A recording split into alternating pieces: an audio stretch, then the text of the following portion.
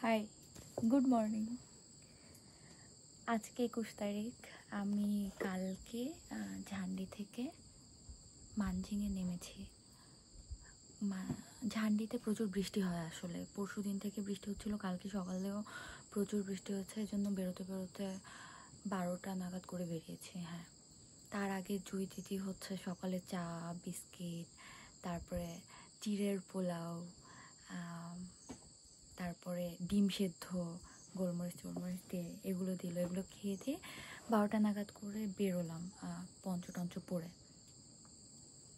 তারপরে main road ধরেই নামছিলাম, কারণ মানে অফ রোডে হচ্ছে অনেক ঝোঁক, আমার প্রচুর ভয়।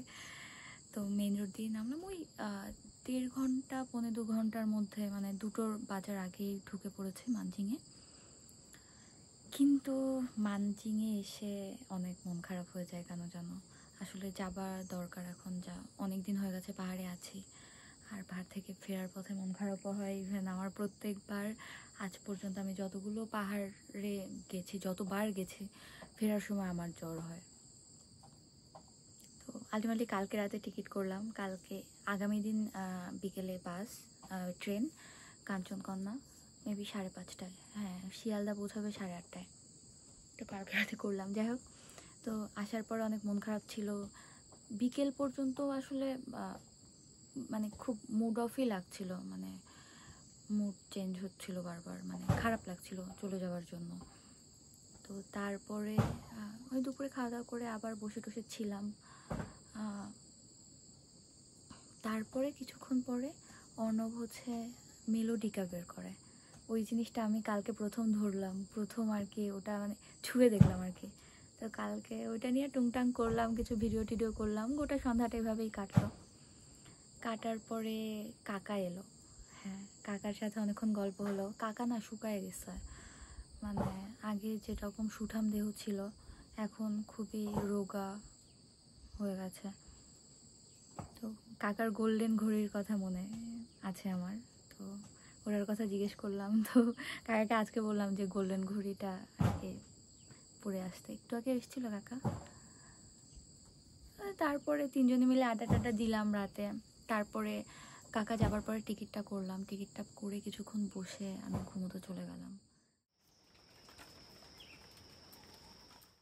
মানে ওর বয়স হয়েছে তো সামনের পাটা একটু ই করে হাঁটে কালে, আর কালে তো সামনের পাটা তো ফেলতেই পারে না। তো যে এত দূর আসা যাওয়া, ও হাঁটার অনেকটা হাঁটার পরেই পা এরকম ভাবে খোঁড়া সামনের পা। না বাচ্চা চলে আসে, ওই অ্যাক্সিডেন্টের খবর শুনেছে, তারপরে দেখে পরের দিনই বাচ্চা চলে এসেছে। এসে দেখে গেল, খাওয়া দাওয়া করে তারপর বলা হলো আসলে রাখা যায়, মানে এখানকার লোকজন না কুকুর পছন্দ করে না। শুয়োর টুয়োর পালে তো, এবার ওদের খাবার দাবার থাকে আর কুকুর এসে খেয়ে নেয়। তো কিন্তু মানে বাচ্চা যা ডিসেন্ট, ওকে মানে ও দেখবে এই অর্ণবদা আছে বলে ও হচ্ছে মানে ক্যাম্পের ভেতর পর্যন্ত ঢুকেছে, নয়তো ও এই দিকে মানে হচ্ছে কোনা করে, মানে শেডের নিচে যেন ওকে দেখা না যাচ্ছে, তারপরে হচ্ছে তোমার চা গাছগুলো রয়েছে আড়াল করে শুয়ে থাকে যাতে কেউ না দেখতে পারে, কিন্তু চুপচাপ শুয়ে থাকে ওখানে। ও যায়ও না শুয়োর খোলের ওখানে শুয়োরের খাবার দাবার খেতে, কিন্তু ওই যে দেখতে পারে না, দেখতে পেয়েছে কুকুর এসছে, ঢিল ছুঁড়ে মারা। আর মারে তো ওরা ওইভাবে মারে না, মানে এলো পাথালিয়ে ছুটছে, মানে কোথায় যে কখন লেগে যাচ্ছে, কাল লাগছে।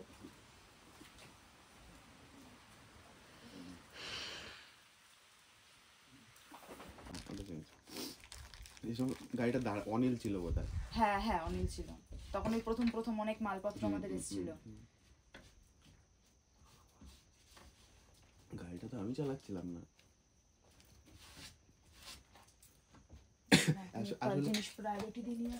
আসলে কি বলতো, মানে ও কোনোদিন মানে লোকাল গাড়িতে চড়েনি তো।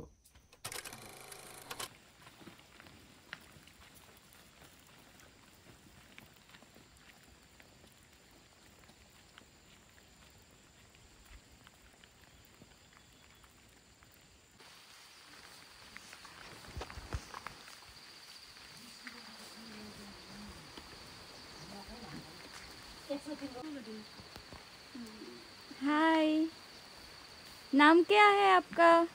दिदीको नाम भनिदिनुहोस् त के हो? तिम्रो नाम भनिदेऊ त। उहाँ हेरेर भनिदेऊ न दिदीलाई, उहाँ हेरेर भनिदेऊ त। आनी पो त, आनी भन त। आनी। छि दाजु तिम्रो नाम भन्दियो अरे के हो तिम्रो नाम छिटो न लज्जा पाए হ্যাঁ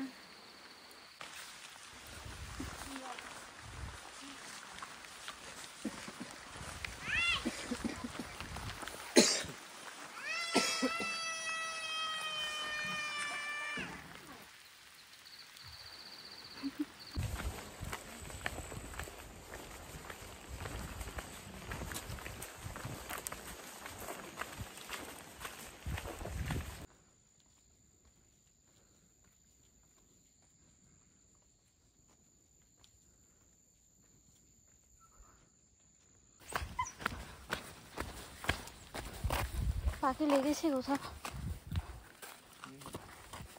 না তোমার লেগেছে না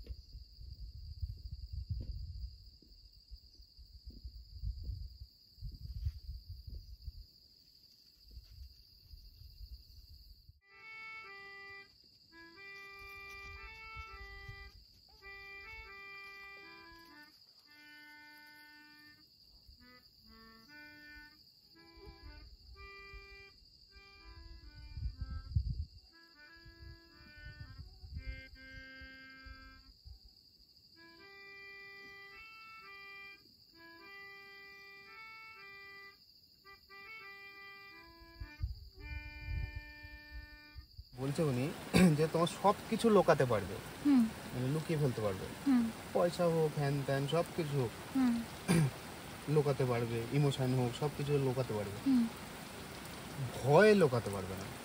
হ্যাঁ তাই তো এটা ভয় লোকানো যায় না। কিন্তু আজকে কি ভয়ের কিছু আছে? এরকম বিদ্যুৎ চমকাচ্ছে, আরে আমি এখানে বসে আছি, তুমি বসে আছো বলে তুমিও তো ভয় পেয়ে কত কিছু। হ্যাঁ তো সেই ভয় পাওয়ার সময় নেই, সেই কারণেই তো আমি কাকার বাড়ি যাচ্ছি না। আমার গেস্ট কাকার বাড়িতে গিয়ে শুয়েছে রাত্রিবেলা, হ্যাঁ হ্যাঁ বাচ্চা নিয়ে। আমার বাবা পাড়ার কত জোরে বিদ্যুৎ চমকাচ্ছে? আমার পাড়ার লোকজন।